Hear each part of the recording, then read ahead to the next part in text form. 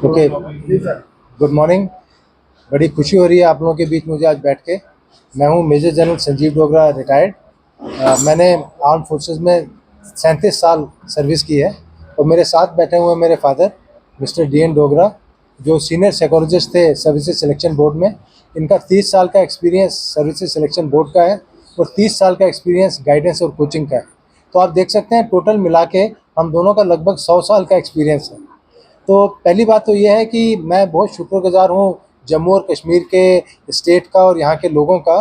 जो भी हम जिस भी मुकाम पे आज पहुँचे हैं वो जम्मू और कश्मीर स्टेट की वजह से ही पहुँचे हैं। तो यहाँ पे मैंने देखा है आर्म फोर्सेस में और आर्म सोसाइटी में भी कि यहाँ के ज़्यादातर बच्चे जब आर्म फोर्सेस को ज्वाइन करते हैं तो एज सिपाही या एज रैंक्स में ज्वाइन करते हैं। चाहे वो जम्मू कश्मीर राइफल्स को ज्वाइन कर रहे हों, जम्मू और कश्मीर जैक लाइट इन्फेंट्री को ज्वाइन कर रहे हों, पंजाब रेजिमेंट को ज्वाइन कर रहे हों, डोगरा रेजिमेंट को ज्वाइन कर रहे हों, मगर एज ऑफिसर्स हमारे बच्चों की रिप्रेजेंटेशन इतनी ज़्यादा नहीं है।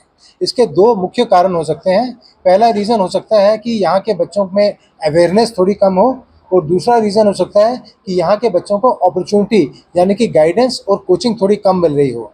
तो अवेयरनेस बढ़ाने का काम तो हम जैसे आज कर ही रहे हैं, लोगों को बता रहे हैं कि इस आर्म फोर्सेस में वेरियस एंट्रीज़ के थ्रू बच्चे हमारे जो बहुत ही कैपेबल हैं, यहाँ के बच्चे बहुत ही अच्छे बच्चे हैं, वो एज ऑफिसर्स NDA और CDS, IMA, OTA, technical entry scheme, इनके थ्रू आर्म फोर्सेस को ज्वाइन कर सकते हैं।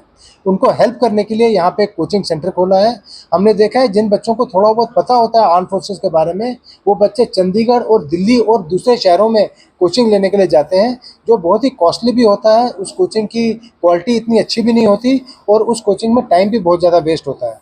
तो हमने सोचा है कि बहुत हाई क्वालिटी की कोचिंग और गाइडेंस अपॉर्चुनिटी यहाँ के बच्चों के लिए दी जाए डोगरा SSB कोचिंग के थ्रू, जो 10 अक्टूबर को हम लोग स्टार्ट करेंगे।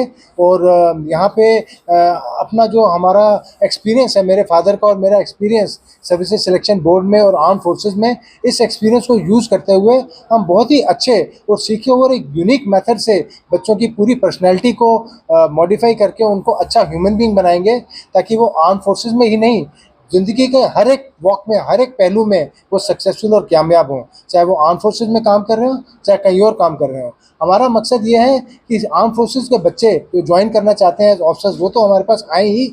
इसके अलावा जो आम नागरिक हैं जो चाहते हैं कि उनकी पर्सनैलिटी इंप्रूव हो, वो अपने पर्सनल लाइफ में और अपनी प्रोफेशनल लाइफ में और अच्छा करना चाहते हैं, वो भी हमारे पास आएँ, हमारे 15 दिन का कोर्स अटेंड करें। उनकी पर्सनैलिटी में पक्का 100% बदलाव आएगा और वो अच्छे नागरिक, अच्छे शहरी, अच्छे प्रोफेशनल और अच्छे हस्बैंड, अच्छे वाइफ, अच्छे पेरेंट, अच्छे बच्चे बन के यहाँ से हमारी कोचिंग सेंटर ट्रेनिंग में जी, ट्रेनिंग आर्म फोर्सेज में ज्वाइन करने के लिए 2 तरह की ट्रेनिंग होती है। एक तो UPSC का एग्ज़ाम पास करने के लिए जो रिटन एग्ज़ाम होता है, उस रिटन एग्ज़ाम को पास करने की ट्रेनिंग होती है।